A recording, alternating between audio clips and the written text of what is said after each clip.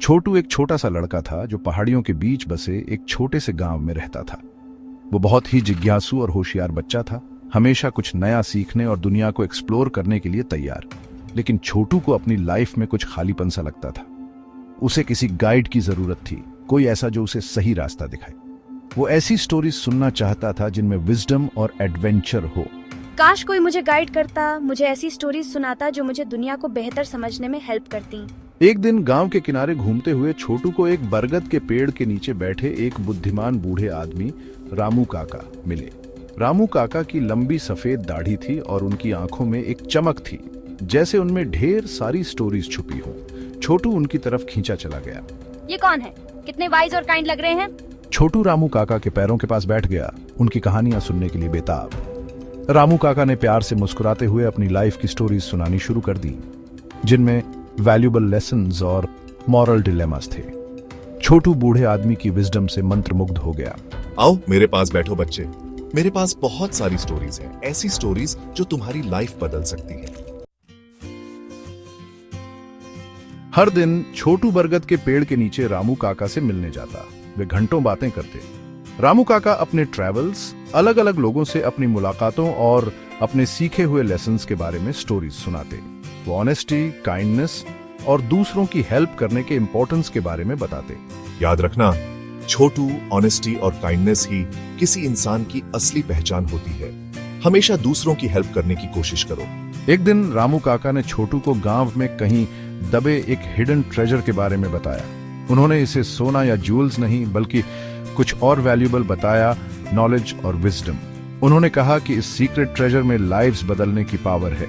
मैं जिस ट्रेजर की बात कर रहा हूँ वो सोने या हीरे जवाहरात का नहीं है छोटू, ये विजडम और नॉलेज है जो लिव्स बदल सकती है। छोटू की दिलचस्पी बढ़ गई। वो इस हिडन ट्रेजर को ढूंढना चाहता था और इसका इस्तेमाल अपने गांव को बेहतर बनाने के लिए करना चाहता था।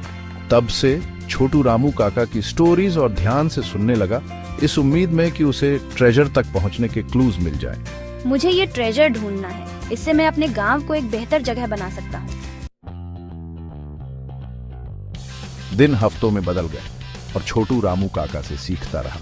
उसे एहसास हुआ कि असली ट्रेजर किसी हिडन चेस्ट में नहीं बल्कि रामू काका की स्टोरीज और विजडम में है। एक शाम गांव में एक भयंकर तूफान आया। अगली सुबह छोटू बरगद के पेड़ के पास दौड़ा गया। उसका दिल वरीड होकर धड़क रहा था। उसने देखा कि पेड़ उखड़ गया था, उसकी ब्रांचेस टूटी हुई टहनियों की तरह बिखरी हुई थीं। नीचे उसने रामू काका को देखा, उनकी आंखें शांति से बंद थीं। नहीं, रामू काका। छोटू बहुत दुखी था, उसे बहुत बड़ा लॉस हुआ था। जैसे ही उसके चेहरे से आंसू बह रहे थे, उसने देखा कि रामू काका की बाह के नीचे एक छोटा सा लकड़ी का बॉक्स रखा है। उसने केयरफुली उसे बाहर निकाला। अंदर उसे एक लेटर मिला जो उसे एड्रेस्ड था। ये क्या है? एक लेटर रामू काका का? छोटू के हाथ कांप रहे थे जैसे ही उसने लेटर खोला। इसमें रामू काका ने असली ट्रेजर के बारे में लिखा था।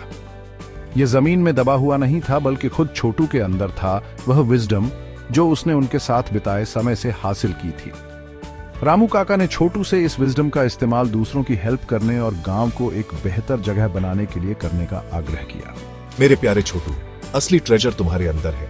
जो विजडम तुमने हासिल की है उसका इस्तेमाल दूसरों की हेल्प करने और हमारे गांव को एक बेहतर जगह बनाने के लिए करो। रामू काका के शब्दों से इंस्पायर्ड होकर छोटू ने अब फिर से लगाए गए बरगद के पेड़ के नीचे एक छोटा सा स्कूल शुरू किया।